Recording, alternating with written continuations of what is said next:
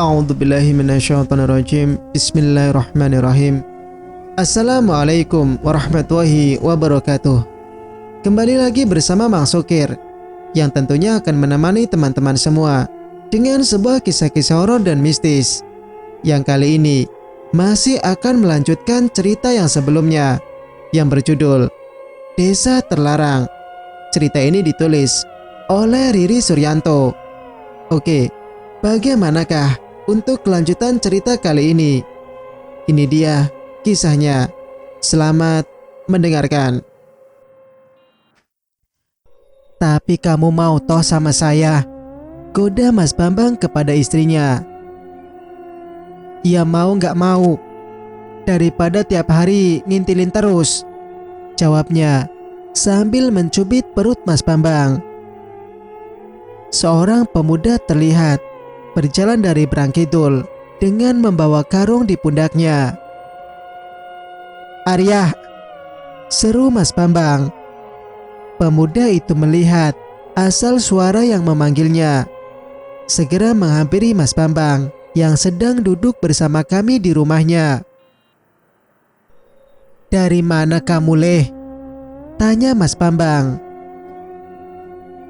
"Iki Mas, habis ambil sambiroto dekat kuburan untuk obat mama," jawab Arya.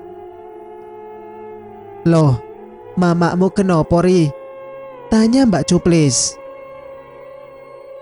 "Gak apa-apa Bude, buat jamu doang." Aku melihat ke arah Mas Arya. Umurnya terlihat tidak berbeda jauh dengan Mas Bambang.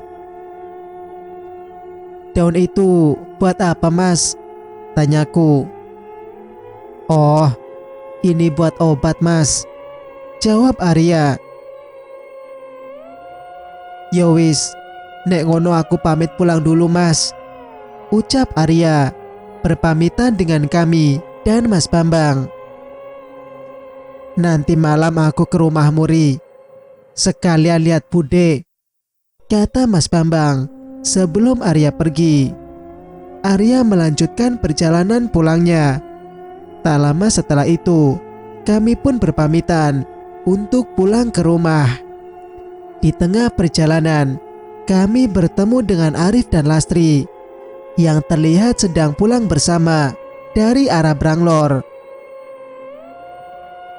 "Mas, Mbak," sapa Yuni saat kami berpapasan. "Nje Mbak," jawab Lastri. "Dari rumah Mas Bambang Mbak?" tanya Arif. "Iya Mas, habis ngajar anak-anak tadi," jawab Yuni. "Mas sama mbaknya dari mana?" tanya Yuni balik. "Dari rumahnya Pak Paijan Mbak, lihat Widya," jawab Arif. "Gimana keadaan Mbak Widya Mas?" "Keadaannya sudah membaik Mbak, cuma masih tidak mau diajak bicara." Aku mendengar pembicaraan mereka. Memang beberapa minggu lalu kami mendengar desas-desus tentang seorang yang kesurupan di desa ini. Arif dan Lastri melanjutkan perjalanannya dan kami pun pulang ke rumah. Di teras terlihat Topa, Rijal, dan Bayu sedang duduk menikmati suasana sore di desa ini. Aku duduk sebelah Topa dan mengambil rokok yang ada di depannya. "Julia sama Laras di mana Mas?" tanya Yuni. "Di bawah paling dek, mandi," ujar Topa. "Oh, ya wis lah, aku mau nyusul," ujar Yuni sambil masuk ke dalam. Topa terlihat memandangi Yuni dengan seksama. "Ojo aneh-aneh kamu Pak," kataku sambil menepuk dahinya. "Is, enggak lah," jawabnya. "Oh iya Cah," ujar Angga. "Opo?" jawab Topa. "Kemarin pas aku ke sawah, lihat orang masuk ke gubuk yang di seberang sungai itu bawa sesajen." Mbah Sarwoto paling, jawab Bayu. Bukan Yu, orang masih muda kok. Latar sopo? Bayu mengangkat pundaknya. Bukannya gubuk itu tempat keramat Yu, ucap Topa. Iyo Pak, aku dikasih tahu sendiri sama Mbah Gani. Makanya kita gak diperbolehin masuk ke sana, ujar Bayu. Tapi aku kemarin masuk ke sana Cah, kata Angga. Weh, gak, ojo sembrono sampean, ujar Bayu. Iyo enggak, kita sudah dinasehati, jangan asal ke tempat keramat di desa ini, tambah Rijal. Yo maaf Cah, aku penasaran soalnya di dalam sana ada apa, seloroh Angga. Emang di sana ada apa aja enggak? Tanya Topa.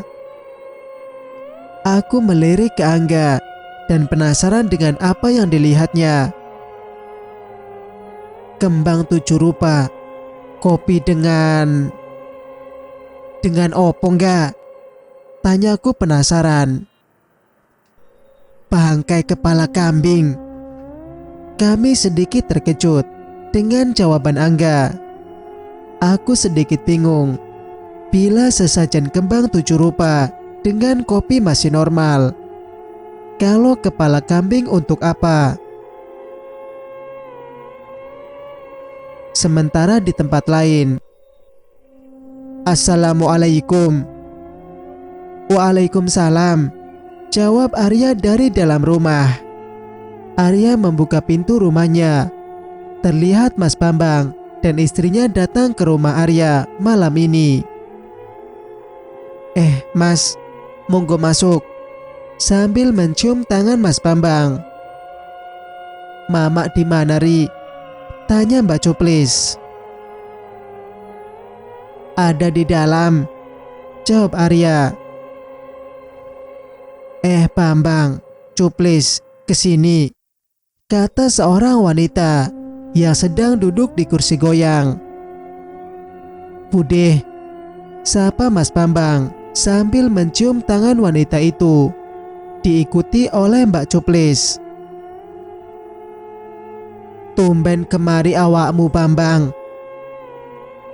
Pingin dolan aja Budeh. Piye Budeh sehat? Tanya Mas Bambang. Alhamdulillah, jawabnya. Ri, gaweke pakde karo budekmu teh kono, teriaknya. Nje mak, jawab Arya sambil menuju ke dapur dengan lampu ublik yang dipegangnya. Ibu Kasiah, atau bisa disebut sebagai Mbok Kasih, merupakan ibu dari Arya. Mereka berdua tinggal hanya berdua di rumah setelah suami Mbok Kasih meninggal akibat kejadian 20 tahun lalu.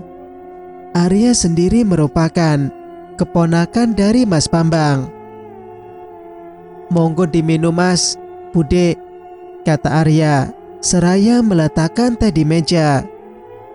Matur suwun Ri, ucap Mbak Cuplis. Nje, sami-sami Bude. Kamu keliling nanti Ri? Tanya Mas Bambang. Iyo Mas, paling bentar lagi Arif dengan Bewok jemput. Mas Bambang berbincang dengan Mbok Kasih hingga terdengar suara Arif dan Bewok memanggil Arya. Arya lalu berpamitan kepada mereka untuk berkeliling desa bersama Arif dan Bewok. Perbincangan hingga larut malam yang tidak melarutkan apa-apa. Sementara di tempat lain, malam ini aku duduk di pojok tempat tidurku. Aku menghidupkan sebatang rokok dan mengembuskannya dalam-dalam. Sudah beberapa hari ini kegiatan kami lancar tanpa ada kendala apapun. Jujur, aku sangat senang dan berharap semuanya cepat selesai. "Ya," panggil Topa. "Iya," jawabku. "Belum tidur sampean ya?" "Ah, gak bakal bisa tidur aku." "Podo ya." "Kenapa toh cah?" tanya Bayu yang seperti terbangun mendengar obrolan kami. "Ndak apa-apa yuk," jawabku sambil menaruh rokok di asbak. "Sampean berdua ki, perasaan aku kalau malam gak pernah tidur. Ada aja kerjaanmu," ujar Bayu sambil mengambil rokok di depan Topa. "Lah piye kon bisa tidur yuk? Mendino setiap malam diganggu terus," ujar Topa. "Diganggu apa Topa?" "Lah, perasaanku yo adem tentrem kok." "Pancen kuwi sing gawe aku bingung. Sing diganggu lo cuma aku karo cah kae," kata Topa sambil menunjukku. "Lah, emangnya kamu gak merasakan yuk?" tanyaku. "Enggak ya." Aku menatap Topa, bingung dengan keadaan ini. Setelah rumah ini dibersihkan langsung oleh Mbak Gani, teman-temanku, kecuali aku dan Topa, tidak mendapatkan gangguan yang hampir tiap malam kami alami. Gangguan yang sangat mengganggu waktu istirahatku, mulai dari bau bunga ataupun anyir yang muncul tiba-tiba, ataupun suara tangisan rintih dan tawa yang sering kami dengar. Sementara di tempat lain, tatapan kosong pemuda ini melihat ke arah bulan, meninggalkan kedua temannya yang berjalan di depannya. Apa yang sedang dia pikirkan? "Rif, ayo lihat apa sampean?" ajak Bewok yang melihat Arif terdiam sesaat. "Jangan kebanyakan pikiran, Rif," tambah Arya. Arif segera menyusul mereka berdua. Dalam pekatnya malam, mereka bertiga berjalan, menyusuri brang demi brang. "Aku kasihan lihat keadaan Widya sekarang," kata Arif.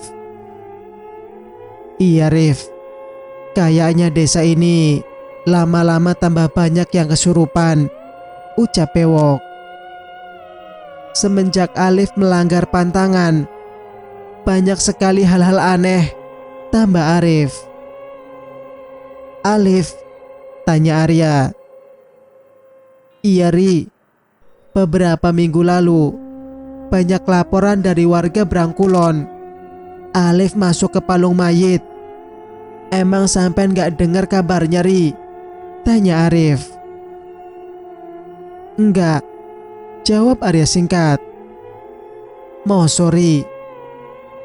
"Lah, masalah ini sampai dibawa ke balai desa," ujar Bewok. "Tapi akhir-akhir ini kelihatannya Mbah Sarwoto sering keluar masuk ke Watu Gajah," kata Bewok. "Branglor emang lagi waspada gara-gara rumor itu," tambah Arif.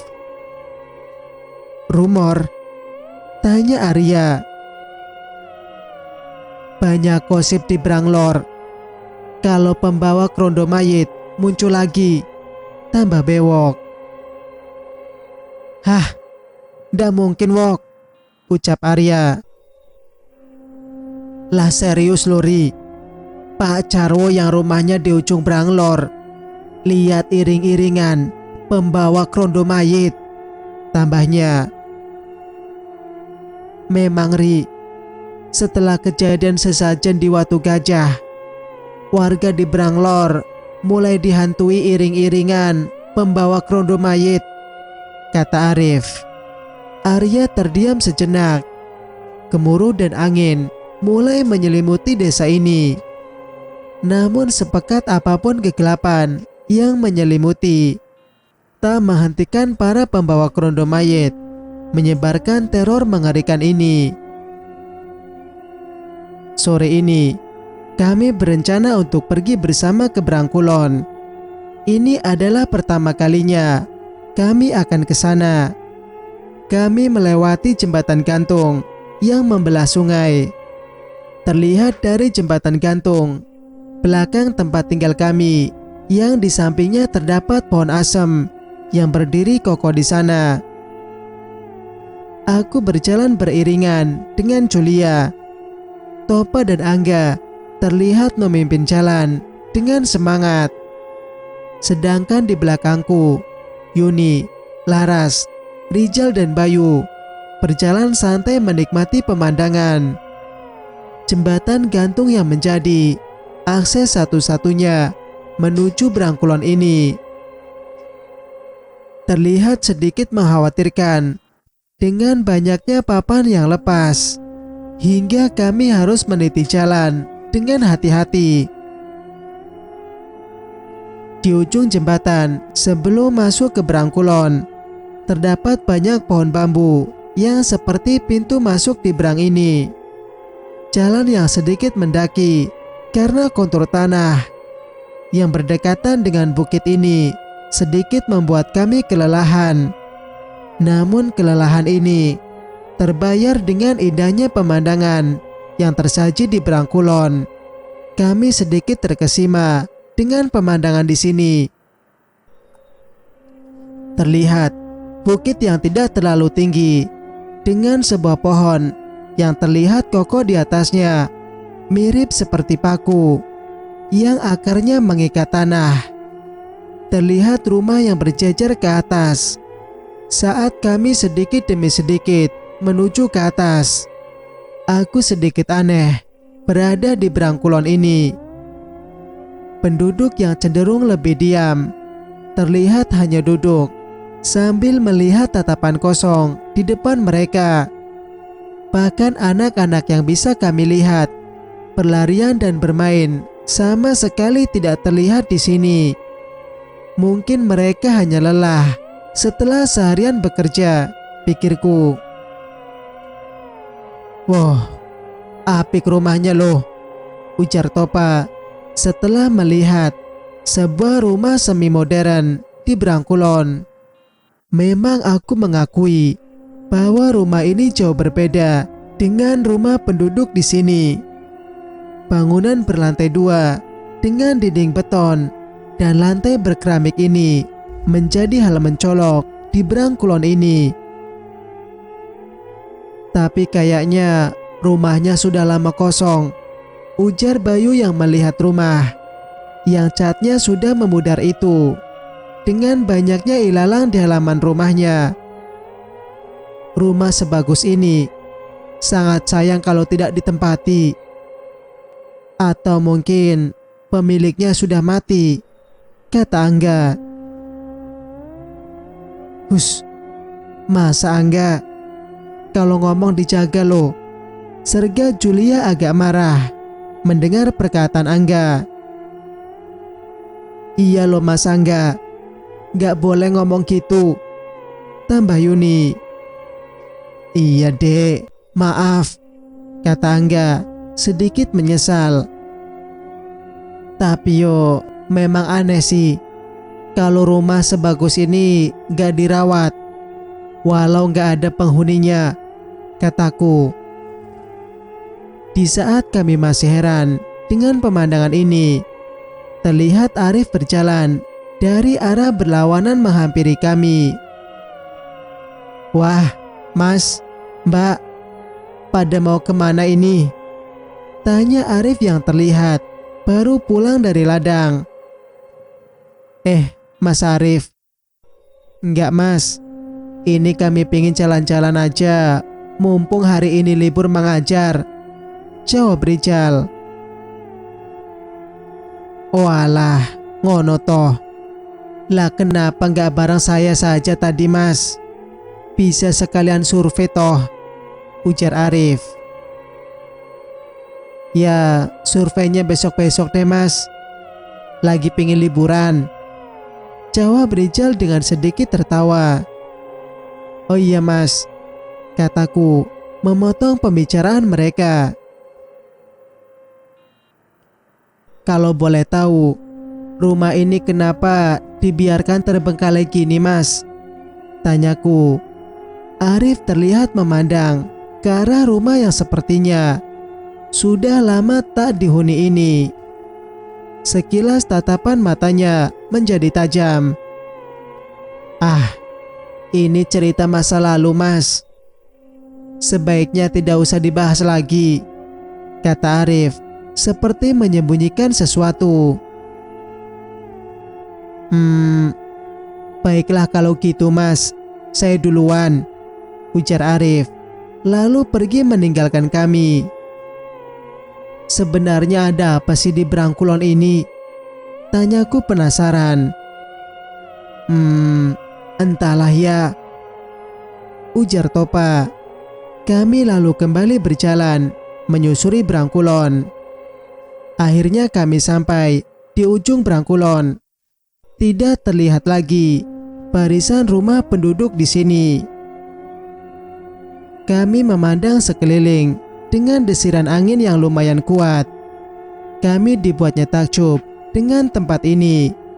Terlihat ladang para penduduk yang menjulang ke bawah lereng bukit, serta jalan setapak yang kami yakini sebagai jalan untuk naik ke atas. Sebuah lahan kosong yang tak ditumbuhi satu pohon pun, dengan pagar kawat yang mengelilinginya, menjadi pemandangan aneh di tempat ini. Jadi tempat ini yang bahkan warga desa di sini dilarang untuk memasukinya, ujar Rijal. Aku mendekat ke pagar kawat untuk melihat lebih luas ke dalamnya. Sebuah lahan hijau yang cukup luas. Sebuah tempat terkutuk bagi penduduk desa ini. Kami segera melanjutkan perjalanan kami menuju puncak bukit. Melalui jalan setapak ini, kami pun sampai di atas bukit. Pemandangan yang menakjubkan terjadi di depan mata. Terlihat barisan sawah yang berada di Branglor terlihat dari atas ini. Indah banget, ujar Julia agak keras sambil menyelipkan rambutnya ke telinga. Aku melihatnya, parasnya yang manis dengan rambut panjang hitam terurai oleh angin yang lumayan kencang. Dia sungguh cantik, batinku. Ya, ada cewek di sana, kata Topa sambil menunjuk ke arah lahan kosong yang dikeramatkan di Brangkulon. Ah, ngawur kamu pak, kataku sambil menyipitkan mata melihat ke arah yang ditunjuknya. Tapi serius lo ya, dia berdiri di... Topa menghentikan bicaranya saat dia tidak menemukan siapa-siapa di lahan itu. Wis lah pak, mumet aku tiap hari berurusan sama hal kayak gitu, ujarku agak kesal. Aku kembali menikmati pemandangan sekitar dengan hati yang mengganjal mengenai desa ini. Apa yang sebenarnya mereka tutupi di sini? Malam ini kami bersantai seperti biasanya, membicarakan banyak hal, mulai dari proker sampai pembicaraan mengenai masa lalu. Aku keluar ke teras rumah bersama Topa dan disusul oleh Bayu dan Angga. Pemandangan atas bukit emang the best pokoknya cah, kata Angga sambil mengacungkan jempolnya. Iya enggak, di sini kelestarian alamnya masih terjaga, tambah Bayu. Iya sih memang, tapi minim pembangunan juga bakal menyulitkan buat kedepannya, kataku. Maksudnya? Tanya Angga. Ya contohnya jalan. Akses ke desa ini bisa dibilang lumayan susah, apalagi musim penghujan. Belum lagi masalah MCK. Masyarakat di sini masih mengandalkan sungai untuk mandi sekaligus buang air, tambahku.